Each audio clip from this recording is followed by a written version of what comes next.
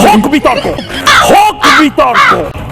এই মুহূর্তে যে ব্রেকিং নিউজ এসেছে দেখাবো, এই মুহূর্তে যে ব্রেকিং নিউজ এসেছে।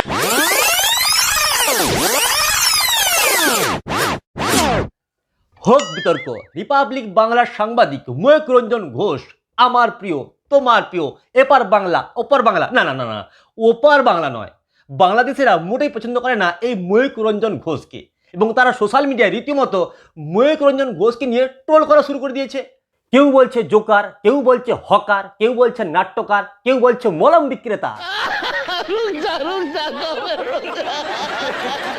অনেকের মতে ময়ূক রঞ্জন ঘোষ নাকি খবরের পরে কম, নাটক করে বেশি। তার শোকে নিউজ শো না বলে কমেডি শো বলা উচিত। মানে এই অশিক্ষা আমরা কোন পকেটে রাখবো? পকেটে রাখবো, কোটের পকেটে রাখবো, প্যান্টের পকেটে রাখবো? খবর পড়তে গিয়ে ময়ূক রঞ্জন ঘোষ নিউজ স্টুডিওর চারপাশে ছুটতে থাকে, কখনো এদিকে ছুটে, কখনো ওই দিকে ছুটে। হোক বিতর্ক। এই মুহূর্তে যে ব্রেকিং নিউজ এসেছে দেখাবো, এই মুহূর্তে যে ব্রেকিং নিউজ এসেছে। অনেকেই বলছেন ময়ূক রঞ্জন ঘোষ খবর পরিবেশন করেন কম, কিল চিৎকার করেন বেশি। স্টুডিওর মধ্যে লম্প ঝম্প শুরু করে দেন শিম্পাঞ্জির মতো, কখনো হাত পা নাড়েন, কখনো স্টুডিওর মধ্যে ঘুরতে শুরু করে দেন। জবাব চাই বাংলাদেশের, তাদেরকে বলছি ময়ূক আপনাদের শত্রু নয়, ময়ূক সংখ্যালঘু সংখ্যাগুরু তাদের শত্রু নয়। ময়ূককে যাইতে বলতে পারেন, কিন্তু এখন প্রশ্ন হচ্ছে, এত অভিনয়, চিল চিৎকার, লম্পঝম্প কেন করেন ময়ূক রঞ্জন ঘোষ? কেন কেন কেন?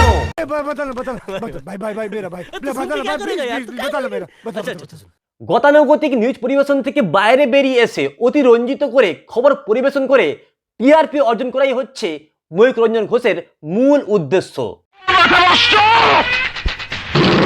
আমার মাথা নষ্ট, কি যে কষ্ট। বাংলাদেশের ছাত্র আন্দোলন এবং মোহাম্মদ ইউনূস সরকারকে বারবার প্রশ্ন বানে বিদ্ধ করেছেন ময়ূক রঞ্জন ঘোষ।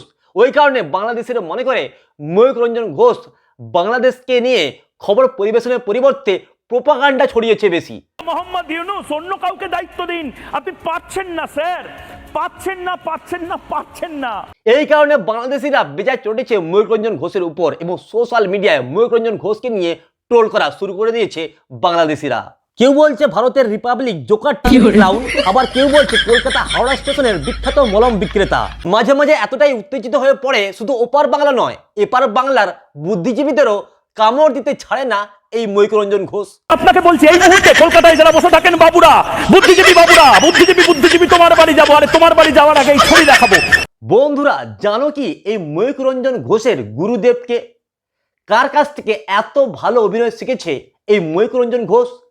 নান আদার দেন অর্ণব গোস্বামী।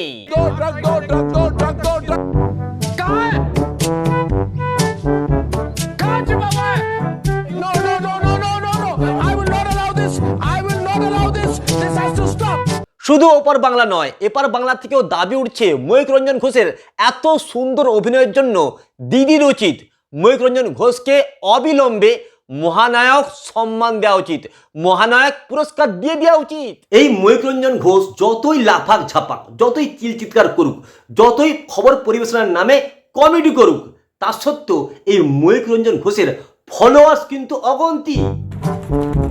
ওমা তোমার আকাশ, তোমার বাতাস, ওমা বলার মানে নাকি মা কালীকে ডাকা।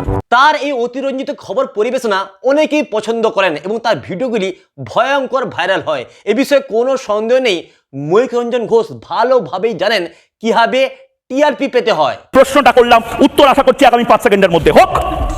লিখুন আপনারা সোশ্যাল মিডিয়াতে, ইউটিউবে ভরিয়ে দিন। শেষে এক কথাই বলবো, যতই সমালোচনা হবে ততই বাড়বে ময়ূক রঞ্জন ঘোষের জনপ্রিয়তা। যতবার আক্রমণ আসবে ততবার সারা বিশ্বকে জানাবো। मजा आया।